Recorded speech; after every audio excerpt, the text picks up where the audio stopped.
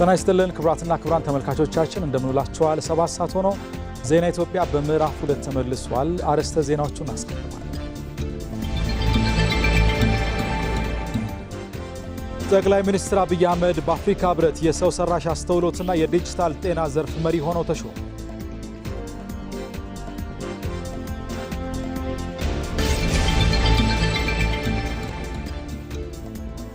የመደመር መንግስት ባለፉት የለውጥ ዓመታት በተገበራቸው ፖሊሲዎች በተለያዩ ዘርፎች ሁለንተናዊ ለውጥ ሊመዘገብ ችሏል።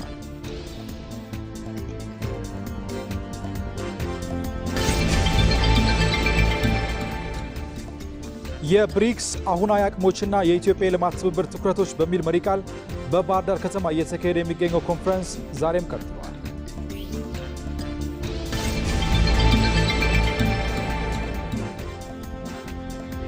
ከውጭ አሜሪካና ኢራን መውጫ ወደ ሌላው ዲፕሎማሲያዊ ቅርቃር ውስጥ መግባታቸው እየተነገረ ነው።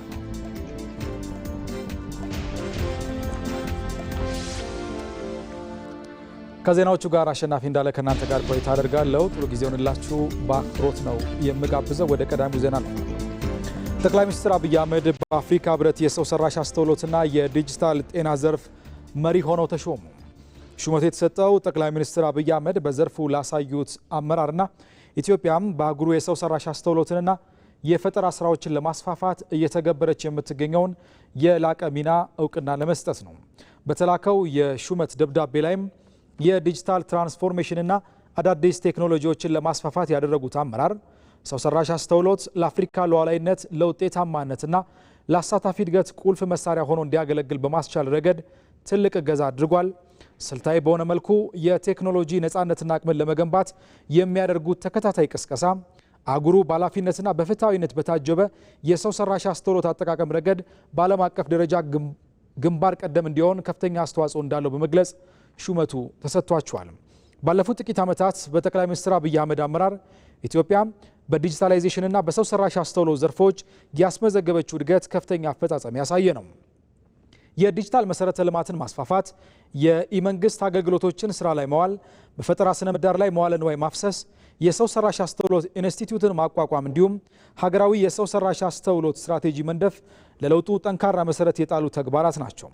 በተጨማሪም ራሱን የቻለ የሰው ሰራሽ አስተውሎት ዩኒቨርሲቲ ለማቋቋም የታቀደው እቅድ ምርምርን፣ የክህሎት ልማትንና አህጉራዊ ትብብርን ይበልጥ እንደሚያጠናክር ይጠበቃል።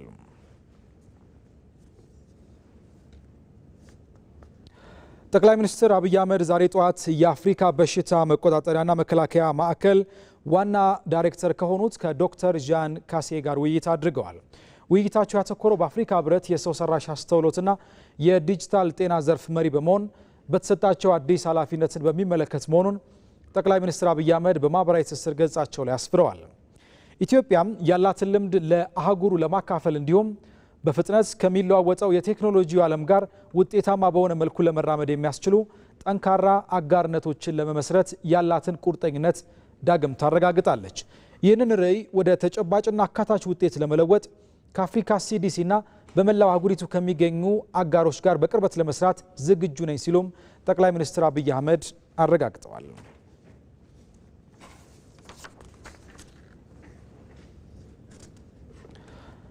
ተመልካቾች አሁን ደግሞ በዝርዝር ወደምንመለከታቸው ጉዳዮች አልፈናል።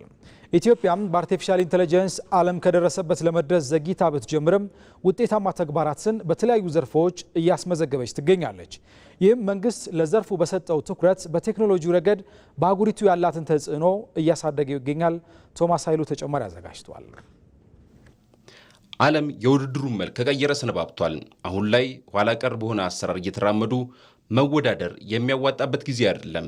ዓለም በቴክኖሎጂው ረገድ ከደረሰበት ከፍተኛ ደረጃ የሰው ሰራሽ አስተውሎትን ከግብርና እስከ ፋይናንስ፣ ከጤና እስከ ወታደራዊ ስትራቴጂዎች ድረስ የሰው ልጅ ጉልበት፣ ጊዜና ገንዘብን በመቆጠብ ብቻ ሳይሆን አገልግሎቱን በማላቅ አዲስ የታሪክ ምዕራፍም እየጻፈ ይገኛል። ይህንኑ የዘመኑን የማይቀለበስ የቴክኖሎጂ ሞገድ ቀድሞ የተረዳው የመደመር መንግስት ከዓለም አቀፍ ፈጣን እድገት ጋር ለማስማማት ኢትዮጵያንም ተጠቃሚነቷን ለማረጋገጥ የአርቲፊሻል ኢንተለጀንስ ኢንስቲትዩት በማቋቋም ታሪክን የሚቀይር አመርቂ ስኬት ማስመዝገብ ጀምሯል። ዛሬ 5-6 ዓመት ገደማ ኢትዮጵያ የኤአይ ኢንስቲትዩት ስታቋቁም አንድም አፍሪካ ሀገር በተቋም ደረጃ ኤአይ የፈጠረ አልነበረም። በሪፎርም ውስጥ አንደኛ ቁልፍ ጉዳይ አድርገን ስንሰራ ቆይተናል። ብዙ ውጤት አግኝተንበታል። ከዚህ በላይ ደግሞ ለልጆቻችን ውጤታማ ዘመን ይፈጥርላቸዋል። ኢትዮጵያ በዘርፉ ተወዳዳሪ ሆና ትወጣ ዘንድ ቴክኖሎጂን እንደዚህ ቀደሙ ሁሉ የተዘነጋ ሳይሆን ከአምስቱ የእድገት ምሰሶዎች መካከል ዋነኛ በማድረግ ለትውልድ የሚተርፍ ታላቅ የኢንቨስትመንት መሰረት ጥላለች። ይህ እርምጃ ሀገራዊ ራዕይን ከአህጉራዊ መሪነት ጋር ያቆራኘና በአሁኑ ወቅትም ኢትዮጵያ በዓለም ሁለተኛ የሆነውን ግዙፉን የኤአይ ዩኒቨርሲቲ እስከ መገንባት በደረሰ ቁርጠኝነት በከፍተኛ ፍጥነትና በትጋት እየሰራች ትገኛለች። ይህ ግዙፍ ፕሮጀክት የአመራር ስትራቴጂያዊ ጥበብና የትልቅ የማለም አቅም ለዓለም አቀፉ ማህበረሰብ በግልጽ ያሳየ ተስፋ ሰጪ እርምጃ ተደርጎ ተወስዷል። የሰው ልጅ መስራት የማይገባቸውን ስራዎች ግን ይሰራል። የሰው ልጅ ሊሰራቸው የማይገባቸውን ስራዎች እየተካሄዳል።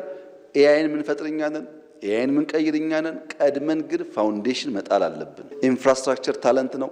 ታለንት ደግሞ መቅለል አለበት ልጆቻችን ጋር። ያ ካልሆነ ኮምፒት ማድረግ አንችልም የሚል እሳቤ አለ።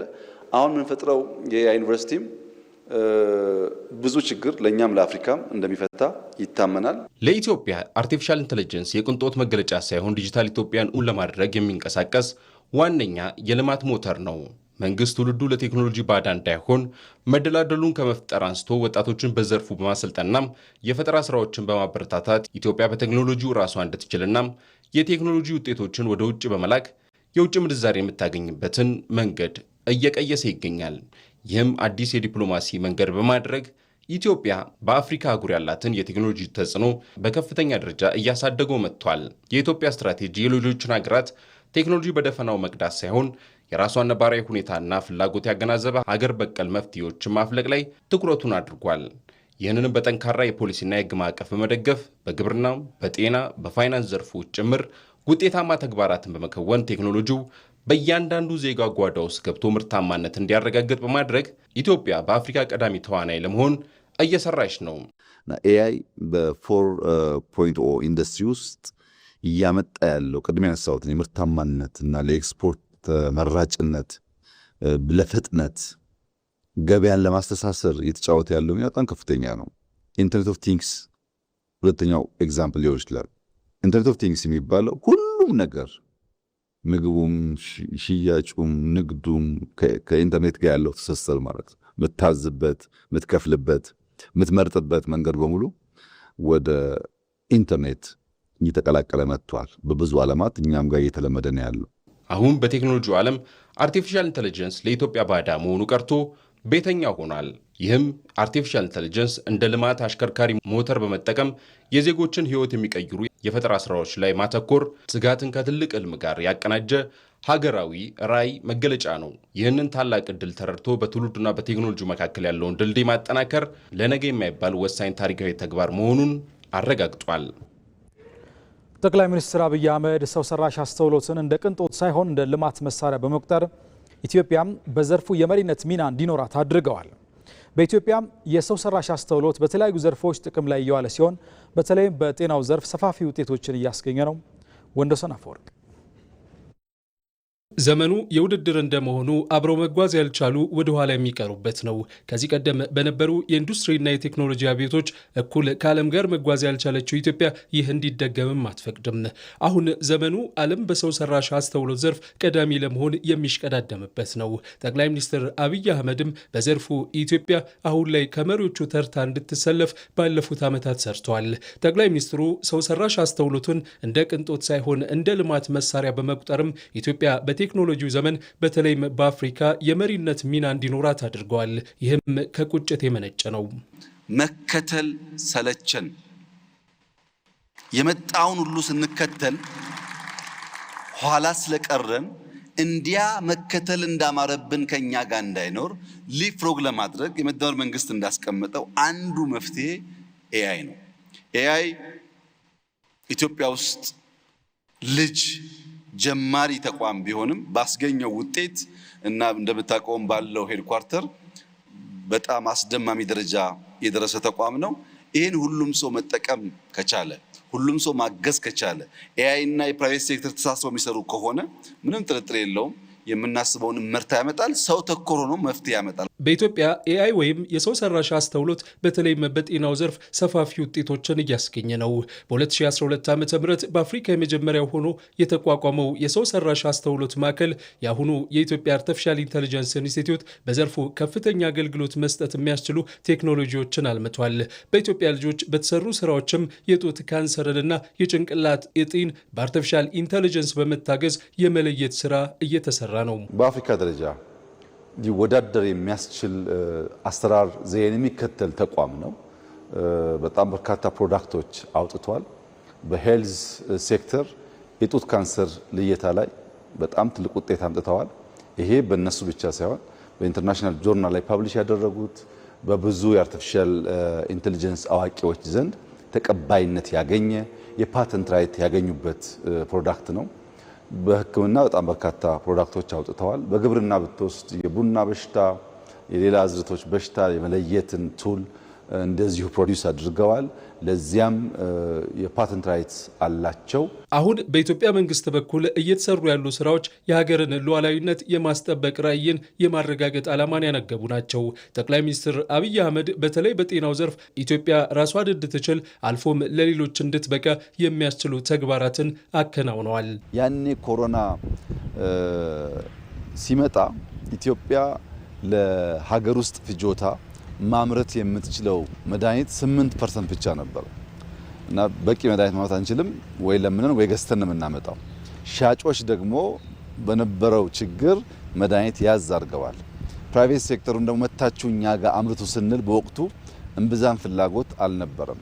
ያ ጉዳይ የፈጠረው ቁጭት መድኃኒት ላይ በበቂ አምርቶ የራሱን ፍጆታ የማይሸፍን ሀገር፣ ልብስ በበቂ አምርቶ የራሱን ፍጆታ የማይሸፍን ሀገር፣ ምግብ በራሱ አምርቶ የራሱን ፍጆታ የማይሸፍን ሀገር እንደ ሀገር ሉዓላዊ ሀገር ነኝ ብሎ መቀጠል አይችልም። ምግብ፣ ልብስና መድኃኒት በጣም ቤዚክ ነው። መኪና ሊቀር ይችላል፣ አውሮፕላን ሊቀር ይችላል፣ ምግብ ግን ሊቀር አይችልም። እነዚህ ሶስቱ ላይ ጠንክረን እንስራ የሚል እቅድ ነበረን። በልብስም በጣም ሰፊ ርቀት ተኪዷል። አሁን እሱን አላነሳውም። በምግብም የሚታወቅ ነው። የመድኃኒትን ብቻ ብንወስድ ግን ያኔ የነበረው 8% ዛሬ ኢትዮጵያ ለሀገር ውስጥ የሚያስፈልጋትን መድኃኒት 44% አመርታለች። ኢትዮጵያ በሰው ሰራሽ አስተውሎት ዘርፍ የአፍሪካ ቀዳሚ ተዋናይ እንድትሆን በርካታ ስትራቴጂያዊ እርምጃዎችን የወሰዱት ጠቅላይ ሚኒስትር አብይ አህመድ በአፍሪካ ሕብረት የሰው ሰራሽ አስተውሎትና የዲጂታል ጤና ዘርፍ መሪ ሆነው የተሾሙትም በዘርፉ እያከናወኗቸው ባሉ ውጤታማ ተግባራት ነው። የተከታተላችሁ የምትገኙት ከኢትዮጵያ ቴሌቪዥን በቀጥታ ስርጭት ወደ እናንተ እየደረሰ የሚገኘውን ዜና ኢትዮጵያ ነው። ባለፉት ጥቂት ዓመታት ጠቅላይ ሚኒስትር አብይ አህመድ በኢትዮጵያ የዲጂታላይዜሽንና የሰው ሰራሽ አስተውሎት ዘርፍ ላይ ትኩረት አድርገው በመስራታቸው ከፍተኛ ውጤት ሊመዘገብ ችሏል። ጠቅላይ ሚኒስትር አብይ አህመድ በዘርፉ ላሳዩት አመራርና ኢትዮጵያ በአህጉሩ የሰው ሰራሽ አስተውሎትንና የፈጠራ ስራዎችን ለማስፋፋት እየተገበረች በምትገኘው የላቀ ሚናም ነው ይህን እውቅና ሊያገኝ የቻሉት። የኢትዮጵያ የአርቲፊሻል ኢንተለጀንስ ጉዞ ምን ይመስላል የሚለውን ተከታዩ የሮዛ መኮንን ትንታኔ ያስመለክተናል። ዓለማችን ዛሬ በአንድ ትልቅ የታሪክ መጋጠሚያ ላይ ትገኛለች። ትላንት የሀገር ሉዓላዊነት የሚለካው በድንበር ጠባቂ ወታደሮች ብዛትና በጦር መሳሪያዎች አቅም ነበር። ዛሬ ግን ሰሞኑን በመካከለኛው ምስራቅ እንደምንታዘበው በዘመናዊ ቴክኖሎጂዎች ምክንያት ጦርነት ወደማይዳሰስ ምናባዊ ደመና ተሸጋግሯል። በዚህ በሰለጠነ ዓለም ሉዓላዊነት የሚለካው በኮድ በዳታና በሰው ሰራሽ አስተውሎት ኤአይ ልዕልና ሆኗል። ከ2000 ዓመታት በላይ ስልጣኔን ለዓለም ያስተማረችው በአድዋ ድል አፍሪካውያንን ለነጻነት ያነቃቃቸው ጥንታዊቷ ኢትዮጵያ ዛሬ በዲጂታል ዓለም ሌላ የታሪክ ምዕራፍ እየጻፈች ትገኛለች። ይህንን ጉዞ የዲጂታል አድዋ ብንለው ማጋነን አይሆንም። ጠቅላይ ሚኒስትር አብይ አህመድ የሚመሩት የመደመር ጉዞ ሀገሪቱን ከልማዳዊ የእርሻ ማረሻ ወደ ዘመናዊ የቴክኖሎጂ ምህዳር እያሸጋገራት ነው። ስለዚህ ዛሬ የምንጠይቀው መሰረታዊ ጥያቄ ይህ ነው። ኢትዮጵያ በሰው ሰራሽ አስተውሎት ኤአይ ዓለም ውስጥ ተጽዕኖ ፈጣሪ መሆን ትችላለች ወይስ የሌሎች ቴክኖሎጂ ተገዢ ሆና ትቀጥላለች? ቆይታችን ይህን ይመልሰዋል።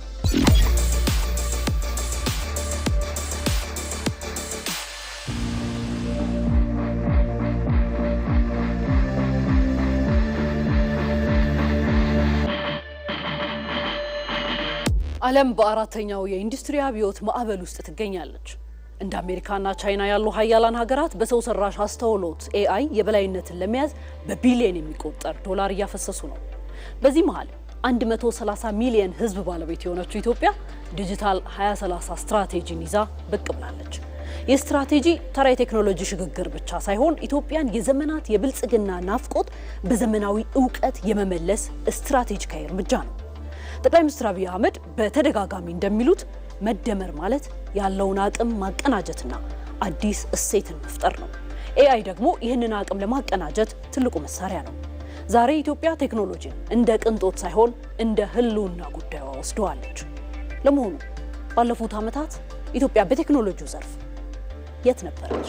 ወደ ኋላ መለስ ስንበል ኢትዮጵያ የቴክኖሎጂ ተጠቃሚ እንጂ ፈጣሪ አልነበረችም።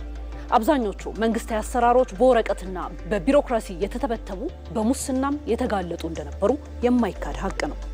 ነገር ግን ከ8 ዓመታት በፊት መጋቢት 2010 ዓ.ም የመጣው ሀገራዊ ለውጥ ለቴክኖሎጂው ዘርፍ አዲስ ትንሣኤ ሆነ። ቀደም ሲል በአብዛኛው ኢትዮጵያዊ ዘንድ እምብዛም የማይታወቀው ሰው ሰራሽ አስተውሎት ራሱን ችሎ በመንግስት እውቅና ማግኘት የፈጀበት ጊዜ 2 ዓመት ብቻ ነው።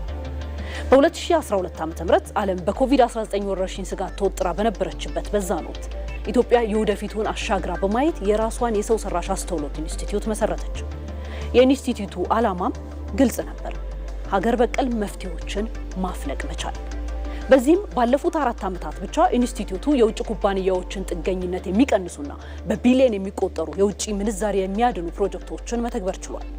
ለማሳያነት ቀደም ሲል የጸጥታና የደህንነት ሲስተሞችን ከውጭ ለመግዛት የሚወጣው ወጪ እጅግ ከፍተኛ ነበር። ዛሬ ግን በኢትዮጵያውያን ወጣቶች የበለጸጉ የኤአይ ሲስተሞች ሀገራዊ ሉዓላዊነታችንን በዲጂታል ምህዳር እያስከበሩ ይገኛሉ። ይህ የመደመር ውጤት ነው። አሁን ወደ ዋናው ነጥብ እንምጣ። ኢትዮጵያ ለምን በአፍሪካ የመጀመሪያውን የኤአይ ዩኒቨርሲቲ ለመገንባት ወሰነች? ምላሹ ግልጽ ነው። አሁን ዓለም ከደረሰችበት ስልጣኔ አንጻር እውቀቱ ከሌለን ቴክኖሎጂው ባሪያ ያደርገናል። ይህ ዩኒቨርሲቲ የኢትዮጵያ የጥበብ ማማ እንደሚሆንም ይታመናል። ለዚህ ስኬት ይረዳት ዘንድም ኢትዮጵያ በሰው ሀብት ልማት ላይ በርካታ ስራዎችን እየከወነች ነው። በየዓመቱ በሺዎች የሚቆጠሩ የቴክኖሎጂ ምሁራንን የማፍራት ጉዞም ተጀምሯል። የ5 ሚሊዮን ኮደሮች ኢኒሺየቲቭ ትልቁ ዓላማም ወጣቱን የነገው ዓለም ተቀጣሪ ሳይሆን የነገው ዓለም ፈጣሪ ማድረግ ነው። የሰው ሰራሽ አስተውሎት አበርክቶ በኢኮኖሚ መዋቅራዊ ሽግግር ውስጥ በቀላሉ የሚገመትም አይደለም። በግብርናው ምርትና ምርታማነትን በጉልህ ይጨምራል። በጤናው ካላችሁ ውስብስብ ምርመራዎችን በጥራትና በፍጥነት በመተንተን የዜጎችን ሕይወት ይታደጋል። በአገልግሎት አሰጣጥ ደግሞ እንግልትን በማስቀረትና ቅልጥፍናን በመጨመር የሰውን ልጅ ክብር ያረጋግጣል። ከሁሉም በላይ ኤአይ የሀገራት ዲጂታል ሉዓላዊነት መገለጫ ሆኗል። ዳታ የዘመናችን ነዳጅ ነው። ይህ እሳቤን የተቀበለችው ኢትዮጵያ መረጃዎችን በውጭ ኩባንያዎች እጅ ከወደቁ ሉዓላዊነቱ አደጋ ላይ እንደሚሆን ትረዳለች። ስለዚህም የኤአይ ኢንስቲትዩት የኢትዮጵያን ዳታ በሀገር ውስጥ የመረጃ ቋት እንዲጠበቅ በማድረግ የዲጂታል አጥራችንን እያጠናከረ ነው። የኢትዮጵያ የዲጂታል ኢኮኖሚ በ4 ዓመታት ውስጥ ከጠቅላላ ሀገራዊ ምርት ጂዲፒ ትልቅ ድርሻ እንዲኖረውም ታቅዷል። እስካሁን በኢንስቲትዩቱ አማካኝነት ከ15 በላይ ትልልቅ ፕሮጀክቶች ተጠናቀው ለአገልግሎት በቅተዋል። ኢትዮጵያ በአፍሪካ ውስጥ በኤአይ ዝግጁነት ወይም ኤአይ ሬዲነስ ከቀዳሚዎቹ 5 ሀገራት ተርታ ተሰልፋለች። ይህ ዝም ብሎ የመጣ ሳይሆን መንግስት ለዘርፉ በሰጠው ከፍተኛ ትኩረትና ድጋፍ ነው። የኤአይ ዩኒቨርሲቲው ሲጠናቀቅ ደግሞ ኢትዮጵያ የአፍሪካ የቴክኖሎጂ ማዕከል ቴክ ሀብ እንደምትሆን ይጠበቃል። በአጠቃላይ የኢትዮጵያ የኤአይ ጉዞ ተራ የቴክኖሎጂ ፉክክር አይደለም። የዜጎችን ሰብአዊ ክብር የማረጋገጥ ድህነትን በእውቀት የማሸነፍና ሀገራዊ ሉዓላዊነትን የማጽናት ጉዞ ነው። ዛሬ በሰው ሰራሽ አስተውሎት ኢንስቲትዩት የተዘራው የቴክኖሎጂ ዘር ነገ በሚሊዮኖች ህይወት ውስጥ ብልጽግና ሆኖ ይነሳል። የመደመር መንግስት የጀመረው ይህ የጥበብ ጎዳና ሊቀለበስ የማይችል ሀገራዊ እውነታም ሆኗል። ኢትዮጵያ በዲጂታል ሉዓላዊነትና በቴክኖሎጂ ልዕልና የታጀበች ነገዋ ድንቅ ምድር ለመሆንም ጉዞዋን ቀጥላለች። እኛም ይህንን ታሪክ ሂደት በኩራት እንከታተላለን። የጤናውን ዘርፍ በአርቲፊሻል ኢንተለጀንስ በማገዝ ዲጂታል 2030 ለማሳካት እየተሰራ ይገኛል። ኤአይን በመጠቀም የሚሰሩ ስራዎች የጤና አገልግሎት ጥራትን የማሻሻል ሚናቸውም የላቀ ነው። በቴክኖሎጂው አማካኝነት በበሽታዎች ዙሪያ የሚደረጉ ሙከራዎችም ቀጥለዋል። አልጋነሽ ተካ በአሁኑ ዘመን ቴክኖሎጂና ጤና የማይነጣጠሉ ሆኗል። አርቲፊሻል ኢንተለጀንስ ከምርመራ እስከ ሕክምና ያለውን ሂደት በማቀላጠፍ የሰውን ልጅ ሕይወት የመታደግ አቅሙን እያሳየ ይገኛል። ዛሬ ላይ ኤአይ ተጨማሪ አማራጭ መሆኑ ቀርቶ ጥራቱን የጠበቀና ፈጣን የጤና አገልግሎት ለመስጠት ግዴታ ወደሚሆንበት ደረጃ ተሸጋግሯል። ኢትዮጵያም ይህንን ዓለም አቀፍ የቴክኖሎጂ ሞገድ በመቀላቀል የጤናው ዘርፍ ዲጂታል 2030 ራዕይን ለማሳካት በቁርጠኝነት እየሰራች ትገኛለች። የጤና ተደራሽነትን ለማስፋት በሚደረገው ጥረት ከጤና ኬላ እስከ ጤና ጣቢያዎች ድረስ ያሉ ተቋማትን በኔትወርክ የማገናኘቱ ስራ በከፍተኛ ፍጥነት እየተከናወነ ይገኛል። በአሁኑ ወቅት በኢትዮጵያ ያሉ በሺዎች የሚቆጠሩ የጤና ተቋማት በዚህ ኔትወርክ ተገናኝቷል። ይህ ትልቅ ስኬት የጤና ባለሙያዎችን የዕለት ተዕለት አሰራር ከወረቀት ንክኪ ነጻ ከማድረጉም በላይ መረጃዎች በአግባቡ ተደራጅተው ለውሳኔ ሰጭነት እንዲውሉ መንገድ ከፍቷል። ሌላው በተጨማሪ ኤአይ ኢኔብልድ የሆኑ በተለይ ሪሞት ኤሪያ ላይ አልትራሳውንዶችን በቅርቡ እንግዲህ በመንግስት በኩል ግዢ ተፈጽሞ ጤና ተቋሞቻችን በተለይ ጤና ኬላዎችና ጤና ጣቢያዎች ላይ ለማሰራጨት እየታሰበ ነው ያለው ማለት ነው። ኤአይ የምንለው ከጤናው ጋር ያለው ቁርኝት እንዲሁ በቀላሉ ብቻ የሚታይ ሳይሆን እጅግ አሁን ዓለም ላይ የደረሰችበትንም ቴክኖሎጂ ለመተግበርም ኤአይ ያስፈልጋል። ዓለም ሐኪም አሜሪካ ተቀምጦ በሽተኛ ህንድ ሆኖ አገልግሎት እያገኘ ነው፣ በሮቦቲክ ሰርጀሪ ማለት ነው። ስለዚህ ይሄ ዓለም የደረሰበትን እድገት ምን ያህል የሚያሳይ ስለሆነ እንዲህ ያሉ አገልግሎቶችን በተለይ ወደ ሀገር ውስጥ አምጥቶ ለመስራት ሰፊ እንቅስቃሴዎችም እየተገኙ ነው። ቀደም ሲል የተጀመረው የቴሌሜዲሲን አገልግሎት አሁን ላይ በአርቲፊሻል ኢንተለጀንስ ታግዞ ተጠናክሮ ቀጥሏል። በቲቢ በሽታ ላይ ብሎም በሀገራችን ትልቅ ስጋት የሆነውን የጡት ካንሰርን አስቀድሞ በመለየት ረገድ በኤአይ የተደገፉ የሙከራ ስራዎች እጅግ ተስፋ ሰጪ ውጤቶች እያሳዩ ይገኛሉ። ይህም ቴክኖሎጂው እንዴት የሰውን ልጅ የመኖር እድል ሊያራዝም እንደሚችል ማሳያ ሆኗል። በተለይ የቲቢ በሽታ ኢንዴሚክ የሆኑባቸው አካባቢዎች ላይ ኤአይ አሲስትድ ኤክስሬይ ማሽኖችን መላክ ችለናል። በተለይ አይኤችአርአይሱ ላይ ስናይ ስብጥሩንም እጥረቱንም ማየት የምንችልበት ትልቅ እድል ፈጥሮልናል።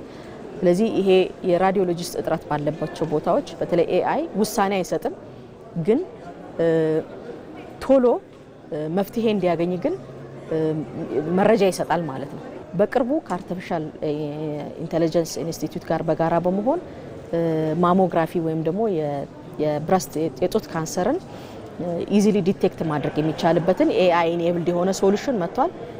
ዘውዲቱ ላይ ሞክረነዋል። አሁን ስኬል አፕ በጋራ ለማድረግ እየሰራን ያለ ነው ማለት። ስለዚህ ኤአይ በጤናው ሴክተር ላይ የሚኖረው እምርታ ቀላል ተብሎ የሚታሰብም አይደለም።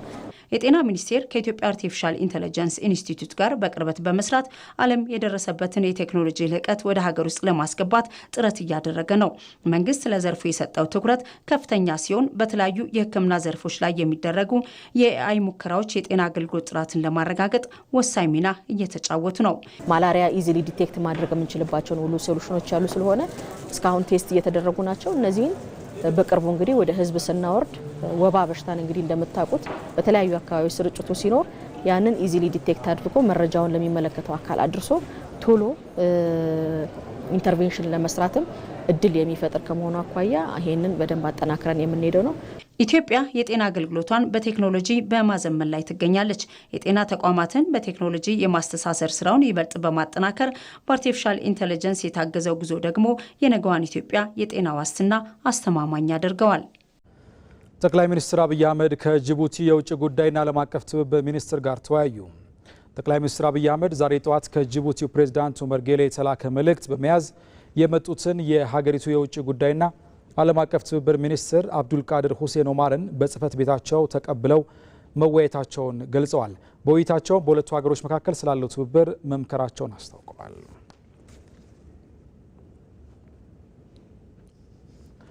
የገቢዎች ሚኒስቴር ባለፉት 9 ወራት እንደ ሀገር 1.5 ትሪሊዮን ብር ገቢ ሰብስቧል። በኢትዮጵያ የዲጂታል ኢትዮጵያ ትግበራ አመርቂ ውጤትን እያስመዘገበ ይገኛል። በዚህ ጉዳይ ላይ አቤል ሙሉጌታ ተጨማሪ አዘጋጅቷል። የማክሮ ኢኮኖሚ ሪፎርሙ ለኢትዮጵያ እድገት ከፍተኛ አስተዋጽኦ እያደረገ ስለመሆኑ ማሳያው በግብር አሰባሰብ ላይ የመጣው ለውጥ አንዱ ነው። ትልቅ የኢኮኖሚ አቅም ባላት ኢትዮጵያ ከለውጥ በፊት ይሰበሰብ የነበረው ገቢ ከ100 ቢሊዮኖች ያልተሻገረ ነበር። ይህም እንደ ሀገር ለሚፈለገው የልማት እድገት ውስንነት ድርሻው ሰፊ ነበር። አሁን ግን የገቢ ግብር አሰባሰብ ላይ የተሻለ አቅም ተፈጥሯል። በተያዘው በጀት ዓመት ባለፉት 9 ወራት እንደ ሀገር 1.5 ትሪሊዮን ብር ገቢም ተሰብስቧል። በፌዴራል መንግስት ብቻ 1.1 ትሪሊዮን የሚጠጋ ታክስ መሰብሰብ ችለናል። እንደ ሀገርም በዚህኛው በጀት ዓመት በ9 ወር ከ1.5 ትሪሊዮን በላይ መሰብሰባችንን የሚያሳዩ መረጃዎች ነው የተገመገመው።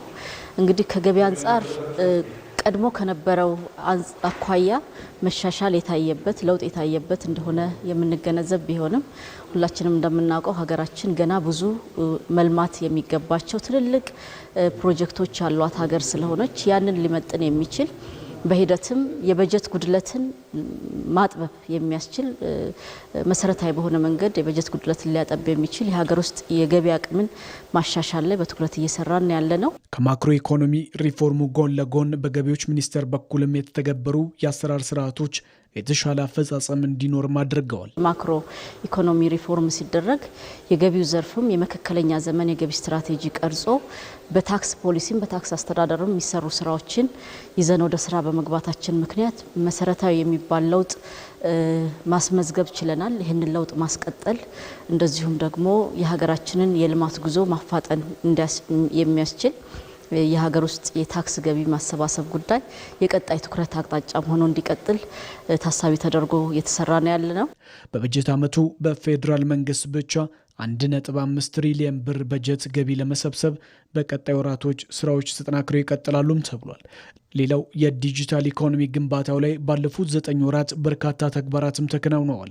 መሰረታዊ የሚባሉ የዲጂታል መሰረተ ልማት ክንውኖችም ተፈጽመዋል። ወይም ዲጂታል ኢትዮጵያን ለማድረግ መሰረታዊ የሚባሉ አስቻይ ሁኔታን ለመፍጠር አቅም የሚሰጡ ጉልበት የሚሰጡ እንደ ሀገር ስራዎች ተሰርተዋልና ወደ ዲጂታል ኢኮኖሚ ግንባታ ውስጥ እየተገባ መሆኑን የሚያመላክቱ ውጤቶች ተገኝተዋል። ይሄን አስፍቶ መቀጠል ነው።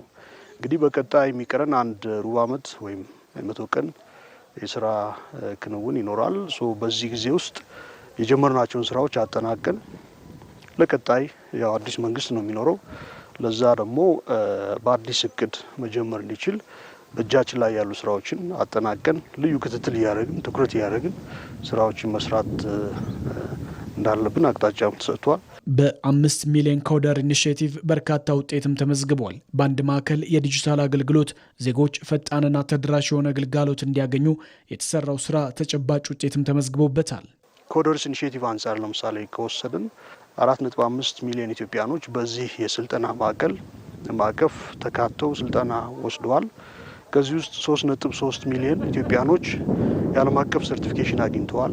የዲጂታል ኢኮኖሚ ግንባታ ስንል ኢንፍራስትራክቸር መዘርጋቱ ብቻውን በቂ አይደለም። ሲስተም ማልማት ማስፋፋቱ ብቻ በቂ አይደለም።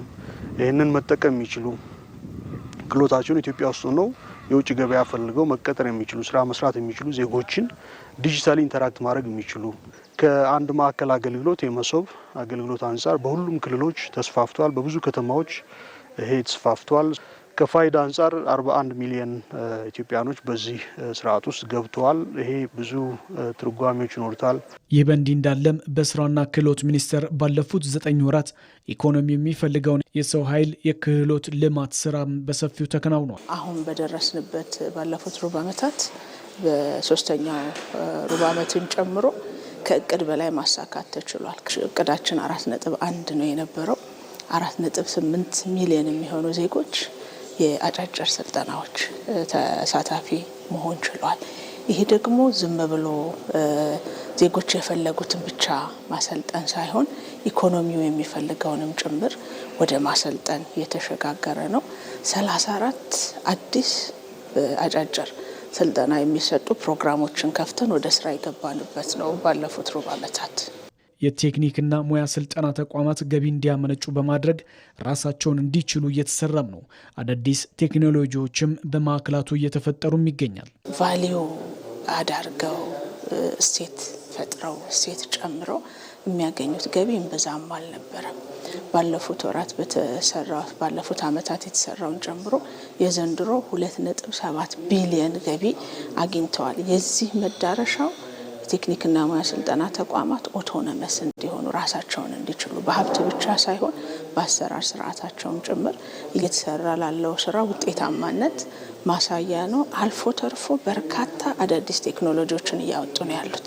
እንደ ሀገር የታቀደውን 10.2 በመቶ እድገት ለማሳካት ሁሉም ተቋማት በቀሪው የበጀት ዓመቱ ወራቶችም በትኩረት ሊሰሩ እንደሚገባም በግምገማ መድረኩም ተመላክቷል።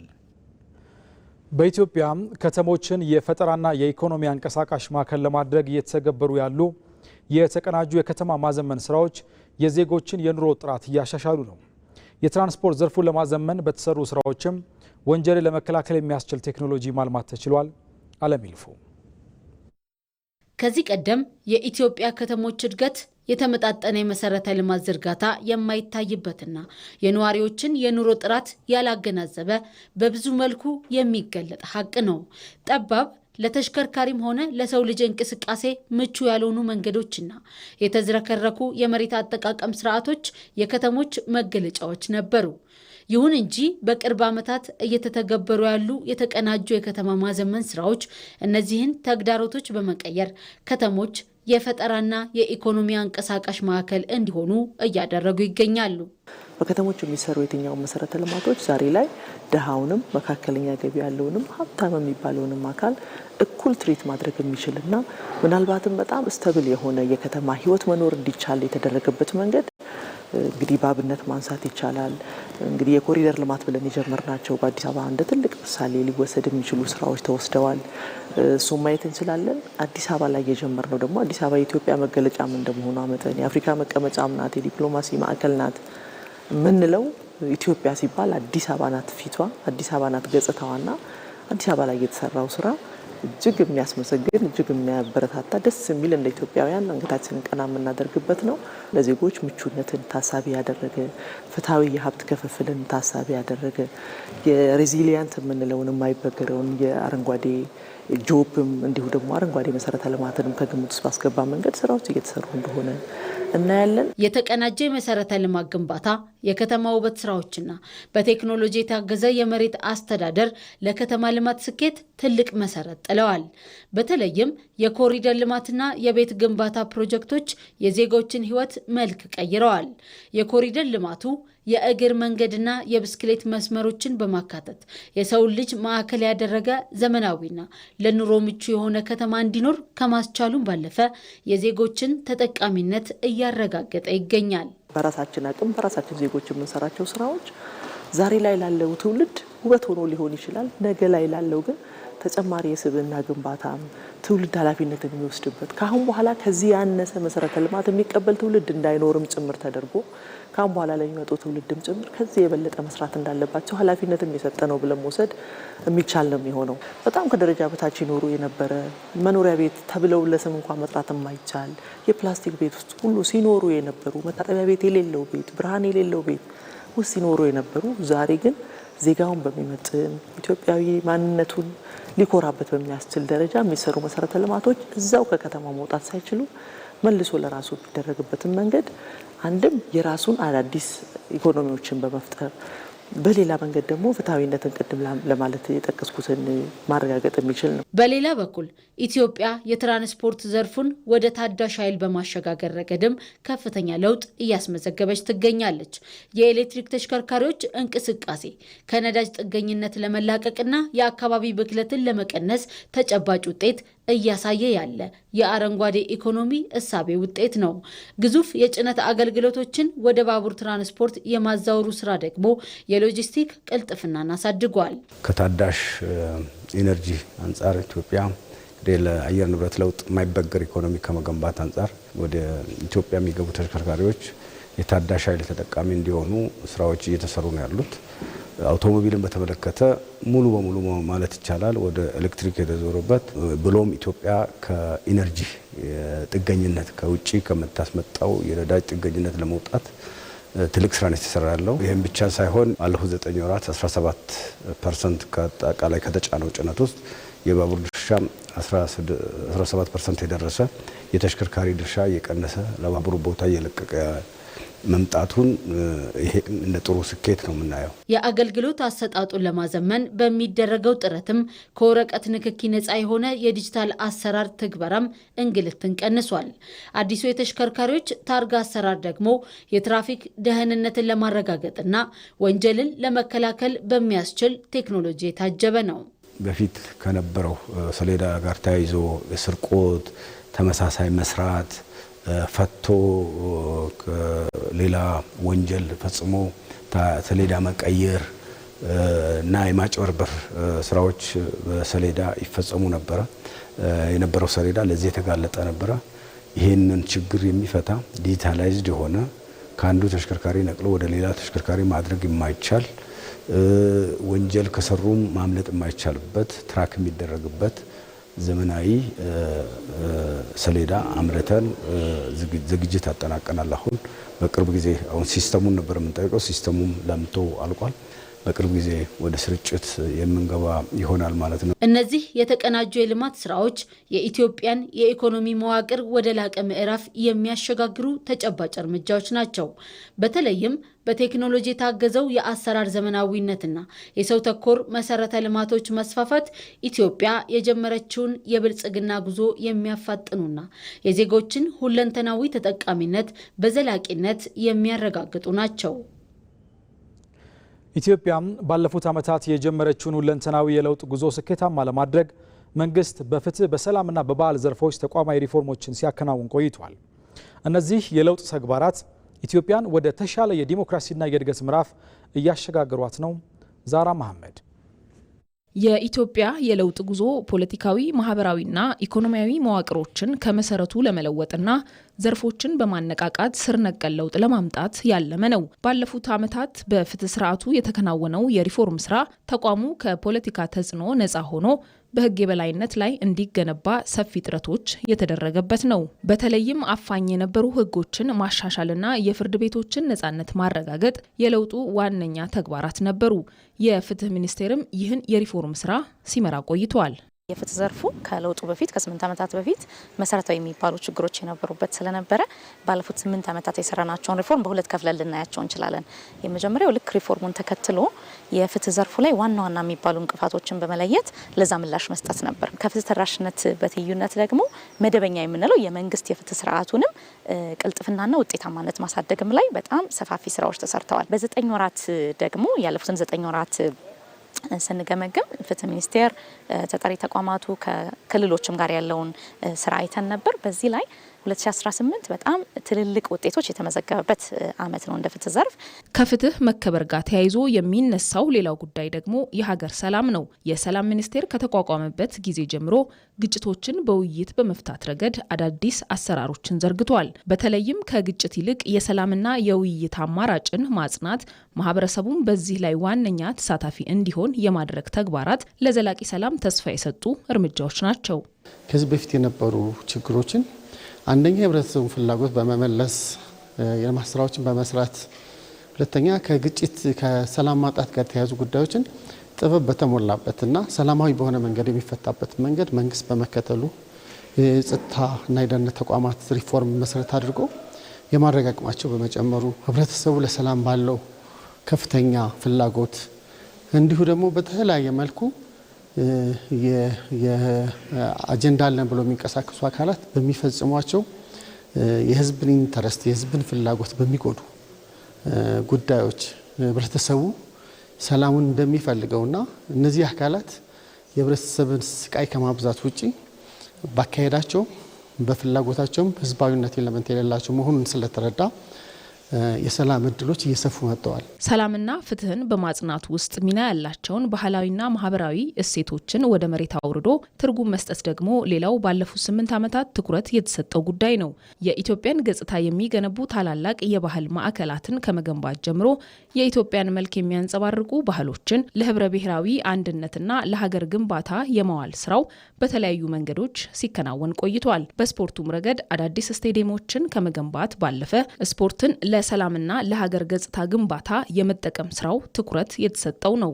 በአሁኑ ሰዓት የተለየ ትኩረት ተሰጥቶ ትላልቅ ዓለም አቀፍ ደረጃ ያሟሉ ስቴዲየሞች ግንባታ እየተደረገ ነው። ትላልቅ ዓለም አቀፍ ስፖርታዊ ኩነቶች ወደ ኢትዮጵያ እንዲመጡ ሆኗል። ባለፉት 65 ዓመታት ኢትዮጵያ ላይ ስፖርታዊ ውድድሮች አልተደረገም። በአትሌቲክስ ለመጀመሪያ ጊዜ ነው በዚህ ወር ውስጥ የዓለም አትሌቲክስ የአንድ ቀን ውድድር ያደረግንበት በጣም ድንቅ ትዕይንቶች የታዩበት። ባለፉት 8 ዓመታት ብቻ እንኳን ወስደን ብናይ 17636 አነስተኛና መካከለኛ ስፖርት ማዘውተሪያ ስፍራዎች በመላ ሀገሪቱ ተገንብቷል። ይሄ መንግስታችን ለስፖርት ልማት የሰጠው ትኩረትና የእይታ ለውጥ ያመጣው ተጨባጭ ውጤት ነው።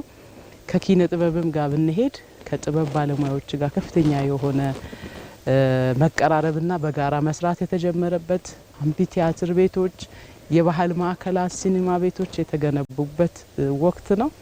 ይሄ መገንባት ለምንፈልገው ለህብረ ብሔራዊት ኢትዮጵያን አንድነቷ የተጠበቀ ጠንካራ ኢትዮጵያን ለመፍጠር ከንግግር በላይ ያለፈ በቁጥር መለካት ማትችዩ ግን ከሰዎች እሴት ግንባታ ጋር የሚያያዙ አብሮነትን፣ አንድነትን የሚያጠናክሩ በጣም የሚጨበጡ ስራዎች ተሰርቷል። በአጠቃላይ እነዚህ 3 ዘርፎች ባለፉት ዓመታት የጣሉት ጡብ በኢትዮጵያ የለውጥ ጉዞ ውስጥ የራሳቸውን አሻራ ከማሳረፍ ባለፈ የተጀመሩትን ተቋማዊ ስራዎች ኢትዮጵያን ወደ ተሻለ የዲሞክራሲና የእድገት ምዕራፍ እንድትሻገር የሚያስችሉ ሆነዋል። የብሪክስ አሁናዊ አቅሞችና የኢትዮጵያ የልማት ትብብር ትኩረቶች በሚል መሪ ቃል በባህር ዳር ከተማ እየተካሄደ የሚገኘው ኮንፈረንስ ዛሬም ቀጥሏል። በኮንፈረንሱ በብሪክስ ማዕቀፍ ውስጥ የኢትዮጵያን ተጠቃሚነት ለማረጋገጥ የሚያስችሉ የፖሊሲ ግብዓቶች እየተንጸባረቁበት ነው።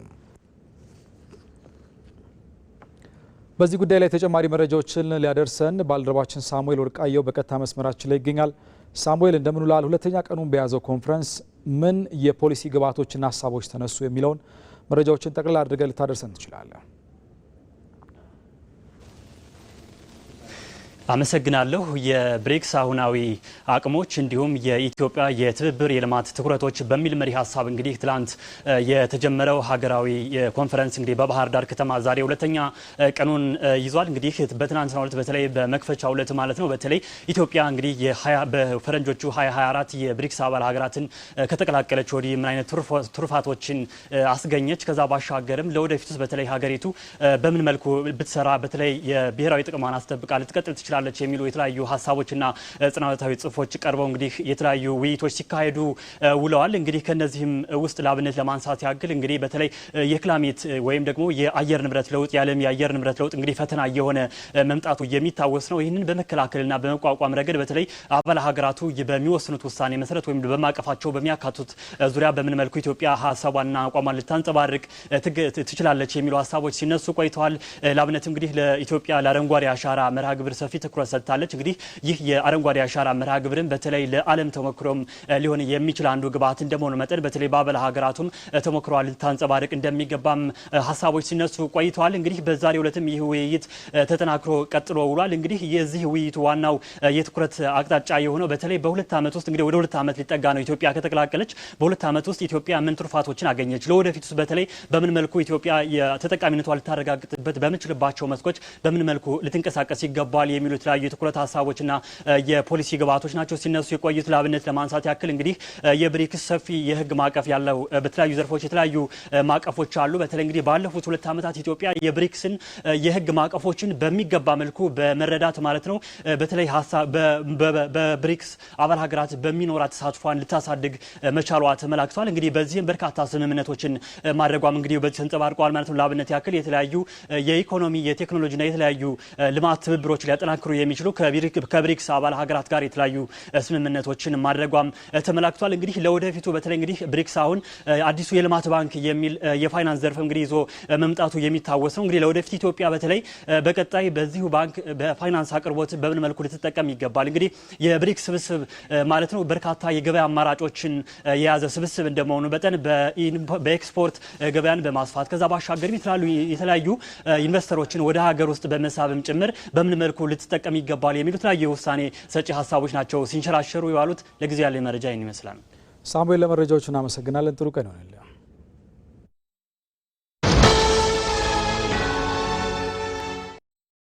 በየ4 ዓመቱ የእግር ኳስ አድናቂዎች በጉጉት የሚጠብቁትን ትልቁ የእግር ኳስ ውድድር ይመለከታሉ። በሞቀ መንፈስ በጋራ የድጋፍ ዝማሬ አስደሳቹን የእግር ኳስ ትዕይንት እርስዎ በአካል መታደም ይችላሉ። እድሜ ለቪዛ! በኢትዮጵያ ንግድ ባንክ ቪዛ ካርድ የግብይት ክፍያውን ሲፈጽሙ የዓለም ዋንጫ የእግር ኳስ ጨዋታዎችን በቀጥታ መመልከት የሚያስችሉትን ዕድል ያገኛሉ። ነካ አድርገው ከፍለው ወደ ፊፋ 2026 የዓለም ዋንጫ ይጓዙ።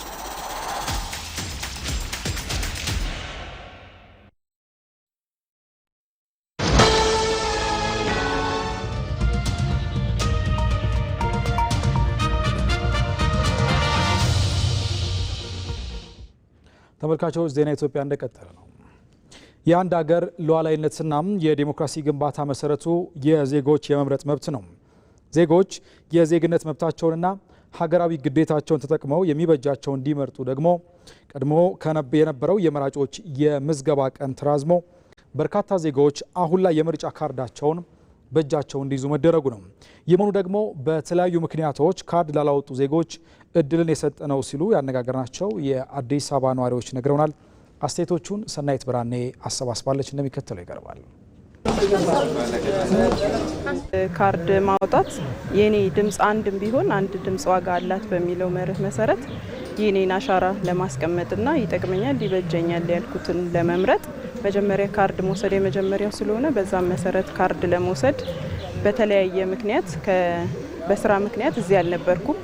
ከአካባቢ ለመውሰድ መንግስት ያንን ችግር አውቆ ሴቶች እኔም ብቻ ሳልሆን የተለያዩ ሴቶች በወሊድ ምክንያት በተለያየ ምክንያት ያልወሰዱ አሉና ያሁኑ የተጨመረው 14 ቀን በተለይ ለሴቶች ጥሩ ነው።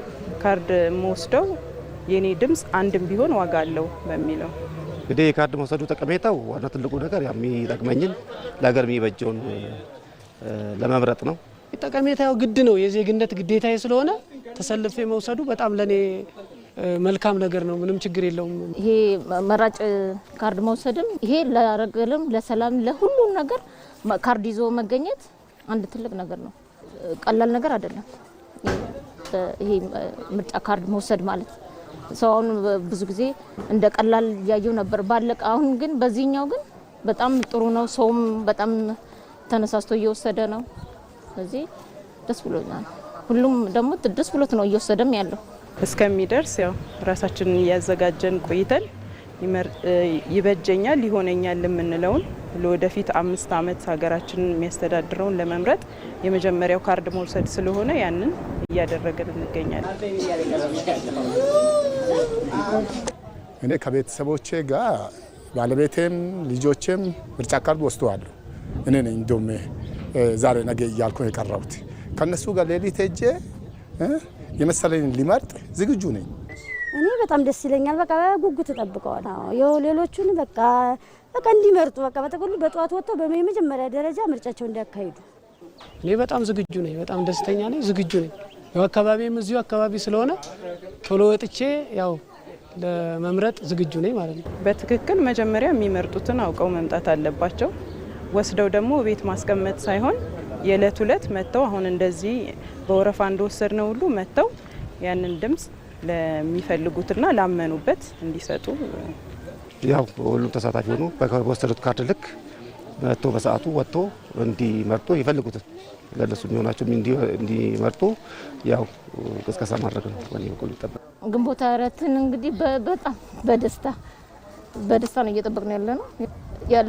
ባለን እውቀት ላይ እየጨመር በሚመጣው ነገር ላይ እየጠበቅ ነው እያደረግን እንጠብቀዋለን ብዬ አስባለሁ።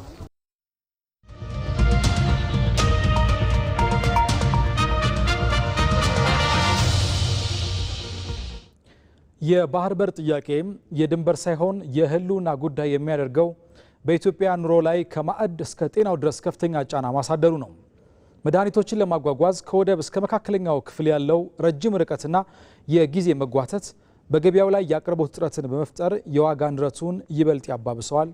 አለም ይልፉ በዚህ ጉዳይ ላይ ተጨማሪ አዘጋጅታለች። ኢትዮጵያ የባህር በር ባለቤት አለመሆኗ የሚያስከትለው ተጽዕኖ ከፖለቲካዊ ትንታኔዎች ባለፈ በእያንዳንዱ ዜጋ የዕለት ተዕለት ኑሮና በጤናው ዘርፍ ላይ ቀጥተኛ ጫና እያሳደረ ይገኛል። ከሸቀጦች እስከ ህይወት አድን መድኃኒቶች የባህር በር ጉዳይ ለዜጎች ህልውና ያለው ሚና የማይተካ ነው። ኢትዮጵያ የውጭ ንግዷን ለማከናወን በጎረቤት ሀገራት ወደቦች ላይ ያላት ጥገኝነት ለዓመታት የቀጠለ ቢሆንም የዚህ ጥገኝነት ዋጋ ግን በየጊዜው እየናረ መጥቷል። በየዓመቱ ለወደብ ኪራይና ለአገልግሎት የሚከፈለው በቢሊዮን የሚቆጠር ዶላር የኢትዮጵያን የውጭ ምንዛሬ ከመሸርሸር አልፎ ወደ ሀገር ውስጥ የሚገቡ መሰረታዊ ሸቀጦች ላይ የማይቀመስ ዋጋ እንዲጨምር ምክንያት ሆኗል። ጥናቶች እንደሚያመለክቱት አንድ የባህር በር የሌላት ሀገር ከባህር በር ባለቤት ሀገራት ጋር ሲነጻጸር እስከ 50 በመቶ የሚደርስ ተጨማሪ ትራንስፖርትና የሎጂስቲክ ወጪ ታወጣለች። ይህ ወጪ በቀጥታ በምግብ ዘይት፣ በስኳርና በግንባታ ግብአቶች ላይ ተጨምሮ ለተጠቃሚው ይቀርባል። ከወደብ እስከ መካከለኛው ክፍል ያለው ረጅም ርቀትና የጊዜ መጓተትም በገበያው ላይ የአቅርቦት እጥረትን በመፍጠር የዋጋ ንረትን ይበልጥ ያባብሰዋል። ጉዳዩ ግን በገንዘብ ብቻ የሚለካ አይደለም። በተለይም በጤናው ዘርፍ ላይ ያለው ጫና ከባድና የዜጎችን ሕይወት በቀጥታ የሚፈታተን ሆኗል። ኢትዮጵያ ከ80 በመቶ በላይ የሚሆነውን የመድኃኒትና የሕክምና መሳሪያዎች ፍላጎቷን የምታሟላው ከውጭ በማስገባት ነው። ለወደብ አገልግሎት የሚከፈለው ከፍተኛ ወጪና የትራንስፖርት ጣጣም በቀጥታ በመድኃኒቶች ዋጋ ላይ የሚጨመር በመሆኑ ዜጎች መሰረታዊ የሆኑ ህይወት አድን መድኃኒቶችን የመግዛት አቅማቸው ተዳክሟል። የባህር በር ካላቸው ሀገራት አንጻር ከኛ ጎረቤቶች አንጻር ከ50 እስከ 100% ዋጋ ይበልጣል። ሎጂስቲክስ ላይ አንድ ምርት ከቻይና ገብቶ ናይሮቢ የሚሸጥበት ዋጋ እኛ ጋር ገብቶ ከሚሸጥበት ዋጋ ቢያንስ 30% የዋጋ ጭማሪ እኛ ጋር ይኖረዋል። ኮስት ስላለው ማለት ነው። ስትገዛ ስትንቀሳቀስ የምታወጣቸው ወጪዎች ደምራልም ትርፍህን ማርጂንን ጨምረህ የምትሸጠው። በዚያ ምክንያት በኬንያ ማርኬት የምታየውና በኢትዮጵያ ማርኬት የምታየው በባህር በር ምክንያት ብቻ ከፍተኛ ዋጋ ጭማሪ ይኖረዋል። የጥራት መጓደል ስጋትንም ስናይ ለህይወት አስፈላጊ የሆኑ መድኃኒቶች፣ ክትባቶችና የህክምና መሳሪያዎች ጥብቅ የሙቀት ቁጥጥር ወይም ኮልድ ቼን የሚሹ ናቸው። ይሁን እንጂ በወደብ ላይ በሚፈጠር የመጓተት ሂደትና በየብስ ትራንስፖርት ላይ ለፀሐይና ለከፍተኛ ሙቀት በመጋለጣቸው ሳቢያ ፈዋሽነታቸውን ሊያጡ ይችላሉ። ይህም ዜጎች በውድ ዋጋ ውጤታማነቱ የተጓደለ መድኃኒት እንዲገዙ ምክንያት ሆኗል። ሌላውና አሳሳቢው ደግሞ የጊዜ ገደብ መቃረብ ነው። መድኃኒቶች ወደ ሀገር ውስጥ ገብተው ለታካሚዎች እስኪደርስ ድረስ ባለው የሎጂስቲክ ሰንሰለት ውስጥ ረጅም ጊዜ በመውሰዳቸው የአገልግሎት ዘመናቸው የተቃረቡ መድኃኒቶች ለገበያ እንዲቀርቡ ይደረጋል። የሎጂስቲክስ ቅልጥፍና ፍጥነት ማለት ነው። በአጭር ጊዜ አንድን ምርት ለፈላጊው ለከስተመር ማቅረብ ሲገባ በተዘገይ ኮንትራት ሰርዝብህ ይችላል። የምትሰርዘው ግን በአንተ ምክንያት ሳይሆን በሎጂስቲክስ ምክንያት ነው። ከጊዜ አንጻር በቆይታም ኳሊቲ ይበላሻል። የቆየ ሲሄድም አንድ ምርት ፈጥነው ድረስ ሲገባው መንገድ ላይ ከዘገየ አንዳንዶች ሁሉም ባይሆኑ የኳሊቲ ብልሽት ያጋጥማቸዋል። የራስ የወደብ አማራጭ መኖር ታዲያ የትራንስፖርት ወጪን እስከ 20 በመቶ በመቀነስ በችርቻሮ ገበያ ላይ የመድኃኒት ዋጋ እስከ 25 በመቶ እንዲቀንስ የማድረግ አቅም አለው። ሌላው መድኃኒቶች ከውጭ ተጭነው ወደ ሀገር ውስጥ ለመግባት በወደብ ላይ የሚፈጅባቸው ጊዜ እስከ 50 በመቶ ሊያሳጥረው ይችላል። ይህ ማለት ደግሞ በተለይ ለድንገተኛ መድኃኒቶችና ለክትባቶች በመዘግየት ምክንያት የሚከሰተው ሞት በከፍተኛ ቁጥር ይቀንሳል። በአጭሩ የባህር በር መኖር ማለት የመድኃኒት መጋዘኖቻችን መሞላት፣ የመድኃኒት ዋጋ መረጋጋትና በሺዎች የሚቆጠሩ ኢትዮጵያውያንን ሕይወት መታደግ ማለት ነው። የውጭ ዜና። አሜሪካና ኢራን መውጫ ወደ ሌለው ዲፕሎማሲያዊ ቅርቃር ውስጥ መግባታቸው እየተነገረ ነው። ዋሽንግተን ለድርድር የጊዜ ገደብ እንደማታስቀምጥ ስታስታውቅ፣ ቴህራን በበኩሏ የሆርሙዝ የባህር ወሽመጥ መከፈት የማይቻል ነው በማለት የንግግር መንገዶች መዘጋታቸውን አመልክታለች። መሐመድ አሊ በዝርዝር ተመልክቶታል። በዓለም አቀፍ ፖለቲካና ኢኮኖሚ ውስን ግን እጅግ ወሳኝ የባህር ወሽመጦች እንደ ዓለም የደም ስር ይቆጠራሉ። የእነዚህ መስመሮች መታወክ በቀጥታ የዓለም የንግድ ፍሰትና የኃይል አቅርቦት ላይ የበረታ ጉልበቱንም ያሳርፏል። ከነዚህ መስመሮች ውስጥ አንዱ በሆነው ሆርሙዝ ሰርጥም ያጋጠመው ይኸው እውነት ነው። አፍንጫ ሲመታ እንደሚባለው የሀገራችን ቢል የሆርሙዝ ሰርጥ ህመም ፈውስ አልባ ሆኖ መቀጠልም በርካታ ሀገራትን እጅግ እያስጨነቀ ነው። ኢራን ይህንን ወሽመጥ አልከፍትም ማለቷና መርከቦች ከተሞችን መያዟ ጉዳዩን ከቀጠናዊ ቀውስና ግጭት ባለፈም ወደ ዓለም አቀፋዊ የኢኮኖሚ ጦርነትም ቀይሮታል እየተባለ ነው። ኢራን ለዚህ እንደ ምክንያት የምታቀርበው አሜሪካ የባህር ላይ ከበባዋን ካላቆመች በሆርሙዝ ማንም አያልፍም የሚል ነው። በእርግጥ በርካቶች እስካሁን ቴሄራን ወሽመጡን በዚህ ልክ ትዘጋዋለች የሚለውን ስጋት እንደ ማስፈራሪያ ብቻ ነበር የሚመለከቱት። አሁን ላይ ግን የአሜሪካን የባህር ከበባ ተከትሎ ኢራኖቹ 3 መርከቦች ላይ ጥቃት መሰንዘራቸውና ሰራተኞቻቸውን መያዛቸው ቀዩ መስመር መታለፉንና ቀጣዩ አስፈሪ መሆኑንም ያመላክታሉ እያሉ ናቸው። የኢራኑ ዋና ተደራዳሪ ሙሐመድ ባጋር ጋላባፊ መልእክትም ይህንኑ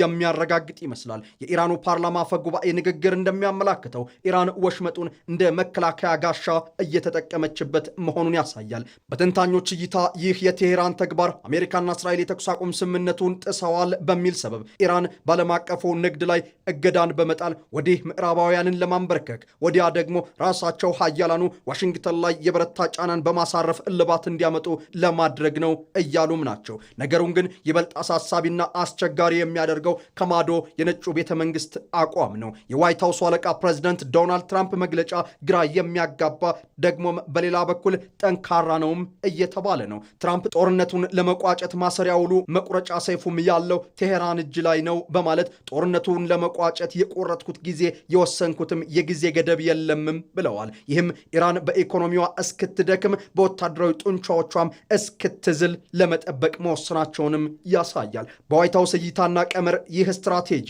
ኢራን ወደ ድርድር ጠረጴዛው እንድትመጣ የሚያስችል ብቻ ሳይሆን የሚያስገድድም ነው። በሌላ በኩል ግን የዚህ መግለጫ አንድም መጪው ጊዜ ምናልባትም አይገመቴን ጥፋት ሊጠራ የሚችል እንደሆነም አመላካች ነው እየተባለ ነው። ለዚህም ዋይት ሃውስ አዲስ የጊዜ ገደብ አለማስቀመጡ ሁኔታው በማንኛውም ሰዓት ወደ ጠንካራ ወታደራዊ እርምጃ ሊቀየር የሚችልበት እድል የሰፋ መሆኑ ነው። እንደ ጂኦፖለቲክስ ተንታኞች ግን ጦርነቱ የሚቀር አይመስልም። በቴሄራን አደባባይ የሚታየውም ይሁን በአብዮታዊ ዘብ ቃል አቀባዮቹ የሚሰነዝሩት ቃላቶች ይህንኑ ጦርነት አይቀሬነቱን ያሳብቃሉ። በዋሽንግተን በኩልም ባለፉት ጊዜያት ወደ መካከለኛው ምስራቅ የገቡት ወታደራዊ ቁሳቁሶችና ጦረኞች የኢስላማባድን ተደጋጋሚ የዲፕሎማሲ ድካም ፍሬ አልባ እንዳያደርጉትም በእጅጉ አስፈርቷል ይላሉ። በውስጣዊና ውጫዊ ፈተናዎች እየታሹ የሚገኙት የኢራኑ ፕሬዝደንት መሱድ ፔዜሽኪያን አሜሪካ የገባቸውን ቃል አለማክበሯና የባህር ላይ ከበባዋን አለማንሳቷ ለድርድሩ መክሸፍና በቀጣይነትም አለመሳካት ትልቁ ምክንያት አድርገውም አቅርበውታል። ይህም በቀጠናው ተንታኞች እይታ እገዳዎቹ ካልተነሱ ኢራን የቀጠናውን ሰላም የከፋ አደጋ ላይ መጣሏ አይቀሬ ነው። ይህ ደግሞ ከቀጠናው አልፎ የዓለምን እስትንፋስም ያዳክማል ሲሉ የጽና ስጋታቸውን ይገልጻሉ። በሌላ በኩል በዛሬው ዕለት በሊባኖስና በእስራኤል መካከል የሚደረገው ሁለተኛው ዙር ድርድር በመጠኑም ቢሆን ለዚያ ቀጠና ሰላም አንዳች ፋይዳ ይኖረዋል ተብሎ እየተጠበቀ ነው። ሆኖም የሆርሙዝ ወሽመጥ እስካልተከፈተ ድረስ ግን መካከለኛው ምስራቅ ብቻ ሳይሆን መላው ዓለም በኢኮኖሚና ፖለቲካ ትንፋሽ ማጠር ውስጥ መቆየቱ አይቀሬም ይመስላል። ሁኔታው የዲፕሎማሲውን በር በኢስላማባድ በኩል በጽኑ ደጋግሞ እያንኳኳ ቢሆንም የጦርነት ነጋሪቱ ግን በሁለቱም ወገኖች በኩል ከበፊቱ በበለጠ እየተጎሰመ መምጣቱ ነገሩን እጅግ አሳሳቢም አድርጎታል። ያም ቢሆን ግን ፕሬዚዳንት ዶናልድ ትራምፕ ነገ ከቴህራን ሰዎች ጋር እንገናኛለን ማለታቸው አዲስ ተስፋና ምዕራፍን እያጫረም ነው። በመጨረሻም ስፖርት ከ8 ወራት በኋላ የእንግሊዝ ፕሪምየር ሊግ አዲስ መሪ አግኝቷል። ማንቸስተር ሲቲ በርሊን አሸንፎ ወደ ሰንጠረዡ አናት ሲመጣ ለረጅም ጊዜ የሊጉ መሪ የነበረው አርሰናል ደግሞ ወደ ሁለተኛ ደረጃ ወርዷል። ሁለቱም ክለቦች እኩል ነጥብ ቢኖራቸውም የኢትሃዱ ክለብ በግብ በመብለጥ የዋንጫ ጉዞውን ጀምሯል።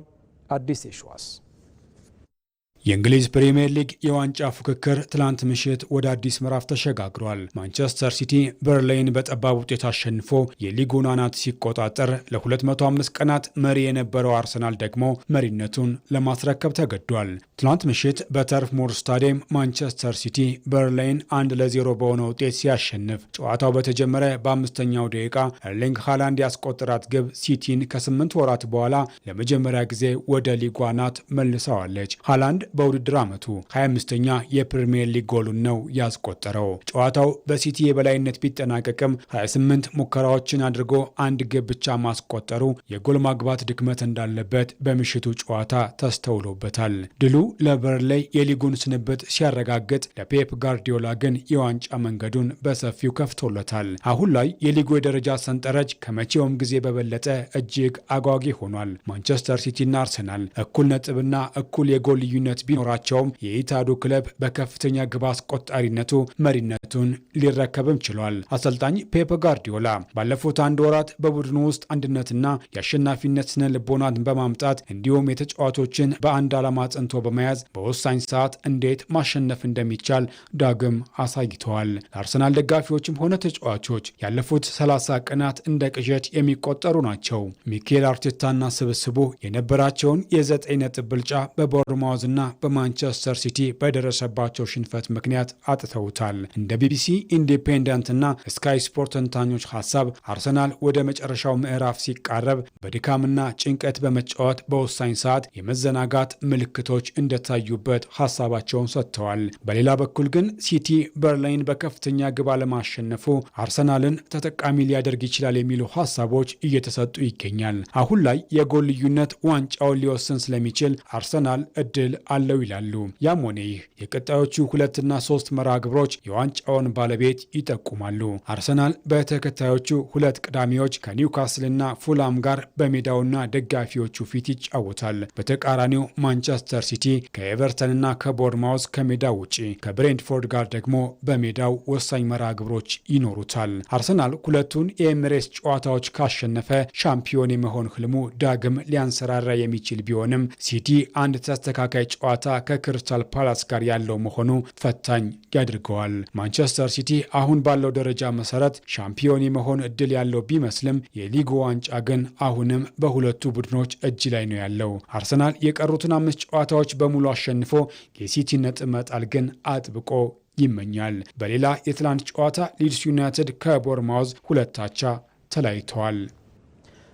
ከኢትዮጵያ ቴሌቪዥን ከ6 ሰዓት አንስቶ በቀጥታ ስርጭት ወደ እናንተ ሲደርስ የቆየው ዜና ኢትዮጵያ በተከታተላችሁት መንገድ ተጠናቋል። ዜናዎቹን እየመራው አሸናፊ እንዳለ ከናንተ ጋር ቆይታ አድርጌያለሁ። የዜና ኢትዮጵያ ዕለቱ አዘጋጅ ሳዳት መሐመድ ሳኒ፣ ዳይሬክተራችን አስራት ንጉሴና መላው የስቱዲዮና የስርጭት ባለሙያዎችም ከኛ ጋር የጋራ ቆይታ አድርገዋል። ስለተከታተላችሁ ከልብ ነው የምናመሰግነው። ጥሩ ቀን ይሁንላችሁ።